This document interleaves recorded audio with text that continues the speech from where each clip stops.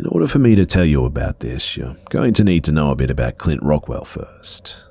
Now, I've known him for around 8 years. He was always strange, to say the least, but not in the sense that it made him an outcast. The opposite, actually. I guess then that strange wasn't the right word, in fact. But let's just call him exceptional. And if I were to give you a quick rundown of his life, it'd look something like this. Straight A's from primary to post-secondary, full rides to Ivy Leagues, internship offers out of his ass after just his undergraduate year, astonishingly charismatic and handsome. It was to the point where nobody even seemed to be bitter towards him, not jealous either. They just completely admired him. But despite all the parties that he was invited to, all the attempts at friendship, all the girls that threw themselves at him, he chose to be a loner. In fact, I was one of the only people that he talked to.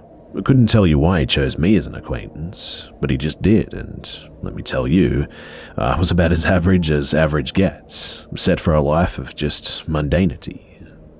It all started in the 7th grade, though. I just failed a geometry test, but to be fair, I didn't really study for it, but whatever. Clint was sitting right by me, and I saw him take a disaffected glance at his paper before putting it down. He got 100, of course. I guess that he saw me staring at him because he looked down at my paper and chuckled. It was slightly embarrassing, of course, but instead of hurling an insult, he asked me if I had wanted to come over after school and study, maybe play some video games. I agreed, and that's when I started to get a glimpse into his ideals. You see, he was never satisfied with anything. I remember our conversations regarding what he wanted to do in the future. I had all the generic answers. Buy a Lamborghini, a big house in Hollywood, marry Megan Fox. Yeah, I was that asshole. But Clint, he wanted something different. He had bigger aspirations. Adventure, he told me. Going somewhere uncharted, discovering something new, something that nobody's seen. At that time, I didn't know what he meant. What, like Jupiter or some shit? I asked him, and he just chuckled. Maybe, something like that. At that time, I couldn't fathom why he would want to go into space. Nothing's up there, though, I told him. What's the point? He just gave me an amused look, but it wasn't one of contentious superiority. He wasn't like that. He just knew that I couldn't have understood, but he didn't fault me for it. Well, think about it. People's lives have become lackluster, he went on. When we have all the comforts in the world, everything turns into structure, routine, nothing new. Our destiny decided by the time that we're out of college. And honestly, who the hell wants to get caught up in the rat race and just chase monotony day to day? That's the worst possible outcome. I mean, look, that's why we watch movies and read books, right? Escapism, looking for stories that are infinitely more satisfying than the one that we're living in. I mean, what do we really have to look forward to? He talked a lot like this too, but it didn't sound suicidal or anything, it just was something else. This guy beyond was driven. I could see it. But to be honest, I couldn't tell you what he did in the long hours that he spent in his room alone. He never talked about it. By the time that he went off to Caltech and I went to Penn State, we started drifting apart too. In fact, after the first year of his master's degree, he just stopped talking to me completely. Stopped talking to anybody, actually. When he didn't go home for spring break, his folks called the cops, and apparently he just stopped going to class as well. They looked for him, but there were no traces. It was a cold case just going nowhere. However, I do remember the last time that we had communicated. He'd sent me a Facebook message, and this is all that it said. Do you want to be a part of something? It's a project that I'm working on. I can explain more later. I'd sent him a message asking about specifics, but he never responded. And that was the last that I'd heard of him for about 7 years. That is, before he knocked on my door in the middle of the night, some hours ago. I wasn't going to open at first. These kinds of stories never end well, but that's when I heard my name being called by a distantly familiar voice. I couldn't believe my ears at first. I stared through the peephole at what looked like a homeless man. He had dirty, tattered clothes, a massive beard, and just generally an unkempt appearance. But I recognized those eyes instantly, and I recognized that spark. It was Clint. I opened up and greeted him in disbelief, but before I could pelt him with questions, he stopped me. "Look, don't freak out. I'll explain everything. Maybe just let me shower first though, okay?" He flashed his award-winning smile at me, though his pearly whites weren't what they used to be. "It's really good to see you, by the way, man." That's when I got closer to look at his frame. He was bigger than I'd remembered, bulkier. It looked like he put on about 10 pounds of muscle. His model-like face was now weather-beaten and covered in scars. He also smelled of sweat and just grime, and that was absolutely insane to say the least. After he washed up and settled into a couch, he laid it all out. And now I'm going to tell you what he told me, verbatim. So apparently during the latter half of his undergraduate year, he was approached by his physics professor, Joel Rust, a somewhat eccentric 42-year-old. But he was supposedly brilliant. Rust had chosen Clint specifically to partake in what he called a research project. He laughed when he told me about this too. "Yeah, we had to call it that," he said. "If they knew what we were really doing, the funding would have been gone for sure." There were 14 other people involved in this, 2 theoretical physicists, 3 cosmologists, 2 young thrill seekers, 2 ex-Navy SEALs, a discharged US soldier, an archaeologist, a retired MMA fighter, a disgraced entrepreneur, and a suicidal drifter Rust found trying to jump off a bridge. And yeah, it was a strange group for sure. But we all shared similar ideals, he explained. For one reason or another, we were all looking to get away from this world, looking for another frontier. Apparently, while on vacation, Rust had discovered something peculiar off a remote coast on the South Islands in New Zealand. Something over the Cook Strait. Rust explained that he'd been seeing some kind of strange thick fog that's hung under the clouds. "We didn't know what he meant by that," Clint stated. "He never really explained it. For years, he'd spend his summers over there and observe it himself. He'd then spend every second of his free time analyzing his observations. And eventually, he'd enlisted the help of some cosmologists and other physicists." Clint looked at me, and it seemed as if he was having trouble holding in a huge grin. "So, you know what the theory they came up to was?" I shook my head. "It was a passage to somewhere else, man. A different universe, so to speak." This floored me. I was skeptical for a second, but then I thought about who I was talking to and how strange this whole situation was. I just kept listening. I asked him how he'd figured that out. "You want the details?" he replied. I thought about it, and no, not really if I'm being honest. I mean, science was never really my strong point anyway. But he told me how Rust had started conducting experiments. He'd fly a drone into the fog whenever a storm was brewing. These were the only times when it was visible. He'd estimated that after it disappeared, that there would be about a 3-minute window where he could control it. And after that, it was just gone forever. "That's why he needed the funding," Clint explained. "This shit was expensive, man." The culmination of all of these experiments and all this research was supposed to be a trip into the fog, just to see what they could find. And that's when Rust started forming the team. It took a while, but he eventually gathered together people that he deemed would be fit for something like this, along with the other researchers involved. Yeah, he said that he chose me because of an essay that I wrote for class. The topic was about what the universe meant to us as individuals, Clint said. And I guess it just kind of spoke to him. I'm sure that he had other reasons as well. He smirked to himself. Now, while the ex-military and thrill-seekers were all in good shape, Rust and the researchers definitely weren't. Nobody knew what to expect, really. That's why we had to train. Cardio, strength, agility, the works. Nobody wanted to lag behind. Clint elaborated. After about 3 years, they deemed themselves ready to go. The big day was finally there, and on a warm spring day in California and a particular choppy one on the South Islands, Rust, Clint, and the rest of the team piled into a private plane owned by the entrepreneur. They brought with them months' worth of rations and weapons, first aid kits, research equipment, parachutes as well, just in case. Everything that you could think of, really. Funnily enough, too, the drifter was the only person who knew how to pilot. And at that point, I remember thinking that this was just batshit crazy. But wait, I asked him. So, you guys were just going to go through with this? Was nobody scared of what would happen? He just chuckled. Well, we have a bunch of insane researchers, soldiers scarred by combat, thrill seekers, a suicidal guy even. And don't even get me started on myself, and you think that we gave a shit? No, I guess we weren't. As it turns out, they figured out what Russ was talking about when they got close to the thing. Apparently, the fog was dark grey, almost black. It was maybe 100 meters below the clouds, and it was massive. The strangest part, though, was that it didn't move at all, and you could clearly tell where it began and where it ended. Everybody braced themselves upon entering.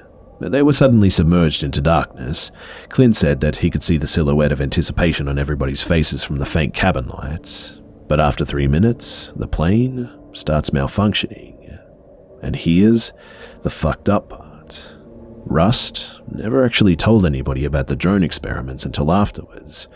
So, when this happened, everybody started freaking out. Nobody was expecting it, but soon after, a wave of light just filled the plane. And what they saw out of the windows was incomprehensible. A dark, foreboding landscape. Heavy rain pounded the windows like a cacophony of violent lightning bolts stuck around them. To make matters worse, the plane was headed down into a black ocean beneath. As they got closer, they could tell that there was definitely movement in the water. Large movements. And they weren't just waves. Luckily for them, the plane was also on a trajectory for a landmass up ahead. Nobody asked any questions. They just stuffed their bags with weapons, rations, and water before hastily strapping on their parachutes. And it was at this point where they realized military training would have come in handy. Right then, it was every man for themselves. But once the plane was nearly over the island, everybody started jumping out. A good portion of the team didn't get so lucky. Other than Rust, only one of the researchers survived. The two of them couldn't open their parachutes in time. One landed in the water where he was quickly consumed by something, and one got struck by lightning on the way down. The entrepreneur and one of the ex-SEALs also didn't make it, both landing rough on the rocky shoreline, and so the team was suddenly down to 10. But they watched as the plane spiraled out of control into the murky sea. The fog was also still visible in the distance, just kind of hanging there. After they regrouped, they sat in silence for a while, and nobody knew what to think. Russ' theory looked to be right, it seemed.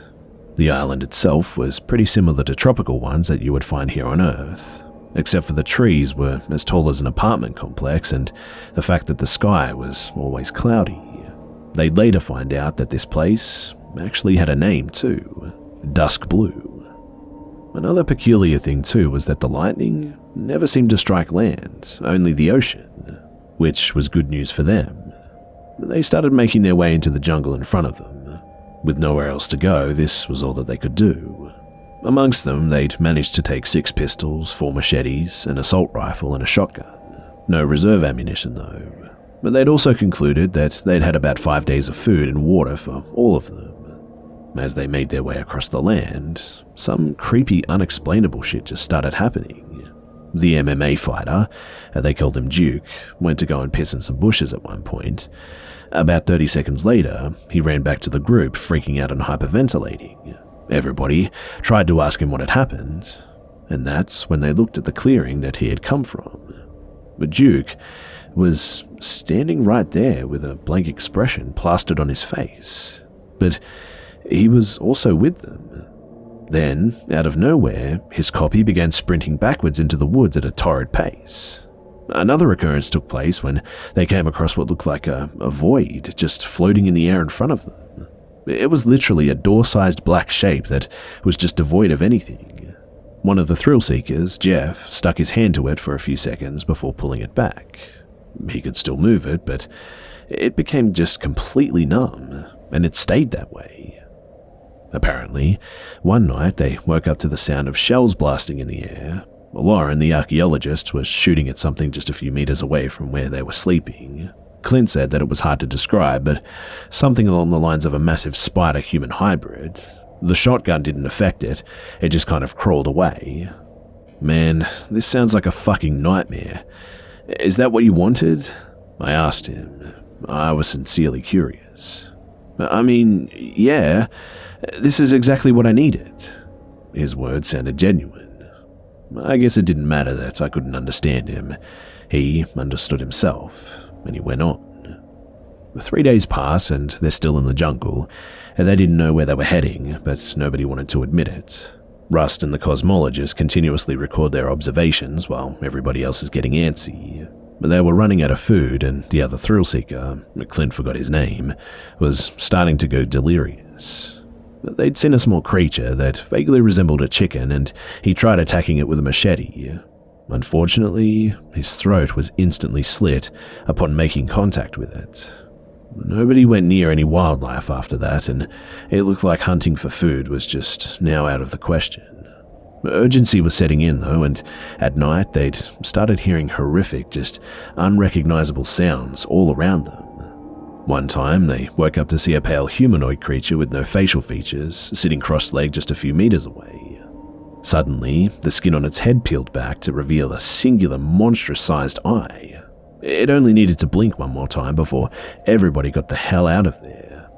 They'd also come across a strange hole in the ground or something at one point. It was about the size of a basketball, but the other ex-SEAL, name also forgotten, walked up to it to take a look. Cautiously, he peered into it. About a minute passes and he still hadn't moved. People started shouting at him to just leave it, but he ignored everything. They tried prying him away, but he didn't budge. He just stayed crouched, eyes blankly transfixed on the hole. And after about 10 minutes, they just left him.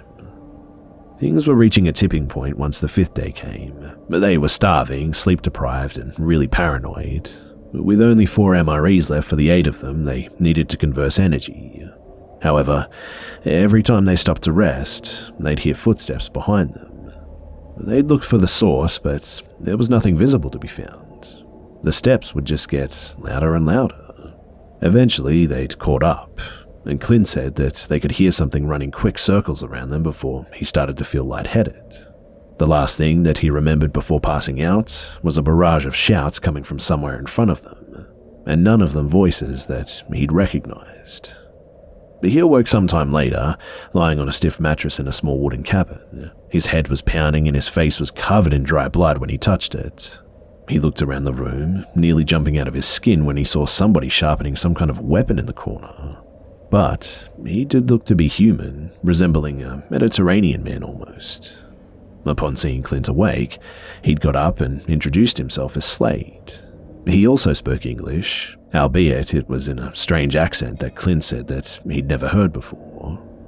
Now, Clint was no small guy at 6'1", but Slade still towered way over him.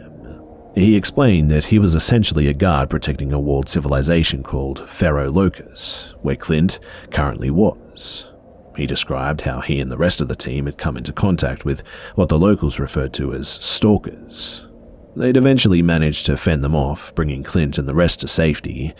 They were happy to let them stay as long as they did their fair share of work. He further explained the island that they were on, too. As it turns out, Dusk Blue was actually one of the few places in that world that had a semblance of order and society. While most of it was extremely hostile, there were protected settlements set up all around where people could live in relative peace. However, the main attraction was at the center, a massive self-governing city-state known as Paradise X. But while settlements like Pharaoh Locus could be compared to small towns in the Old West, Paradise X was more comparable to a modern-day metropolis. He went on to explain a strange trend in births on the island in which around 1 in 1,000 children were born with enhanced levels of strength, speed, and nearly impenetrable skin. Officials from Paradise X would come around to settlements every now and then in order to recruit these children into the security force set to protect their borders. In exchange, their families would be allowed citizenship and a place to live within the city. Of course, everybody was after this, and this resulted in a lot of questionable moral decisions when it came to children. Clint then asked about all the stuff that had happened before they were rescued, all the weird stuff. Apparently Slade just sighed and told him not to worry about it. He didn't have the answers either, and that stuff's just always been there, and it was better not to think about it. He told him to simply stay inside the settlement and not cause any trouble. The punishment for disorderly conduct was actually exile. I was still trying to wrap my head around any of this when Clint started yawning.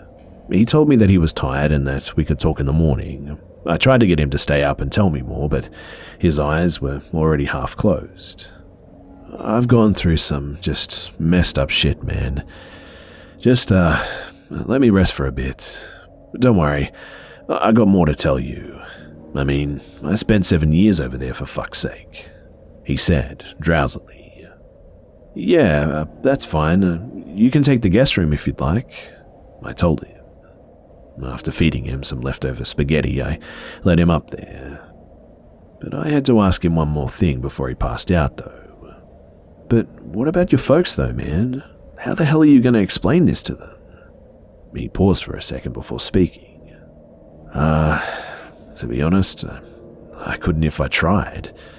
They're gone, man. The lack of emotion in his voice kind of disturbed me a bit. Oh, shit. I'm really sorry, man, was all that I could utter out. He just let out a forced chuckle and said, What are you sorry for? You didn't do anything. Before disappearing into the bedroom. That was when I really thought about what had just happened. If Clint's been telling me the truth, then that's horrifying to think about. I guess that I'll share some more with you guys when he wakes up. Stay tuned. G'day mates, it's Busta here. I hope you guys enjoyed the video, and if you would like to help me out, then please go ahead and watch another video by clicking on a card on the screen. As always guys, thanks for all the love and support, and I'll see you mates in the next one.